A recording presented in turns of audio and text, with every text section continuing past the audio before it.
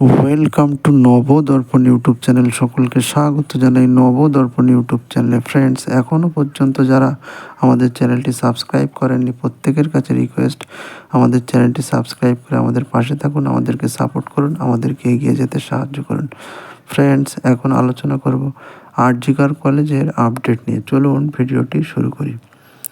প্রায় 10 ঘন্টা পরে জুনিয়র ডাক্তারদের প্যানজীবী বৈঠক শেষ হলো।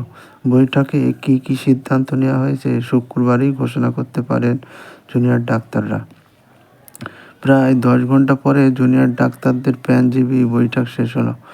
বৈঠকে কী কী সিদ্ধান্ত নেওয়া হয়েছে শুক্রবারই ঘোষণা করতে পারেন জুনিয়র ডাক্তাররা।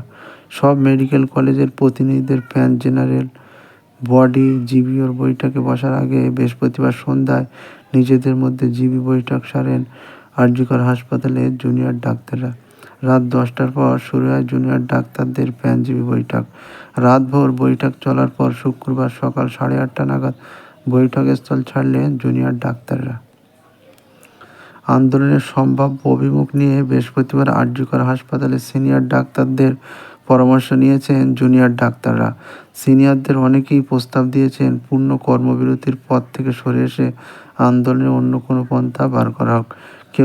কেউ কেউ আবার প্রস্তাব দিয়েছেন অন্তত আংশিক কর্মবিরতি প্রত্যাহার করা হোক। সিনিয়র ডাক্তারদের সঙ্গে বৈঠকের পর নিজেদের মধ্যে জিবি বৈঠকে বসেছিলেন আরজিকরের জুনিয়র ডাক্তারেরা। সিনিয়র ডাক্তাররা যে পরামর্শ প্রস্তাব দিয়েছেন তা নিয়েই রাতেই নিজেদের মধ্যে আলোচনা করেন জুনিয়র ডাক্তাররা। আরজিকরের জিবি বৈঠকের পর রাতেই সবগুলি মেডিকেল কলেজের প্রতিনিধি নিয়ে পৃথক প্যানজীবী বৈঠক শুরু হয়। পূর্ণ কর্মবিরতির সিদ্ধান্ত থেকে কি সরে আসবেন তারা? বৈঠকে কী সিদ্ধান্ত গৃহীত হয়েছে তা জানতেই উৎসুক রাজ্যবাসী।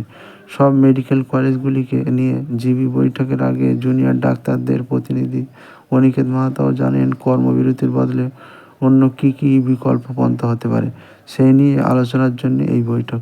প্রসঙ্গত, 30শে সেপ্টেম্বর সুপ্রিম কোর্টে আরজিকর মামলার শুনানিতে জুনিয়র ডাক্তারদের আইনজীবী ইন্দ্রা জয়সিংহ জানিয়েছিলেন ওপিডি ও আইপিডি উভয় ক্ষেত্রে জরুরি পরিষেবা দিচ্ছেন জুনিয়র ডাক্তাররা। ইন্দ্রা সুপ্রিম কোর্টে এই আশ্বাস দেওয়ার কয়েক ঘন্টা পরেই West Bengal junior doctor front বৈঠক বসেছিল। প্রায় 8 ঘন্টা জিবি বৈঠকের পর পূর্ণ কর্মবিরতি ফেরার সিদ্ধান্ত নিয়েছিলেন তারা।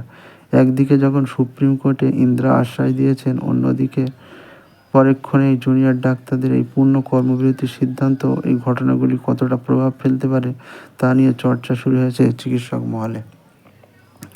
জুনিয়র ডাক্তাররা যে 10 দফা দাবি তুলেছিলেন তার মধ্যে অন্যতম ছিল হুমকি সংস্কৃতির বিরুদ্ধে পদক্ষেপ। কর্মবিরতি প্রত্যাহার হবে কিনা সেই নিয়ে বৃহস্পতিবার সন্ধ্যায় যখন আলোচনা চলছে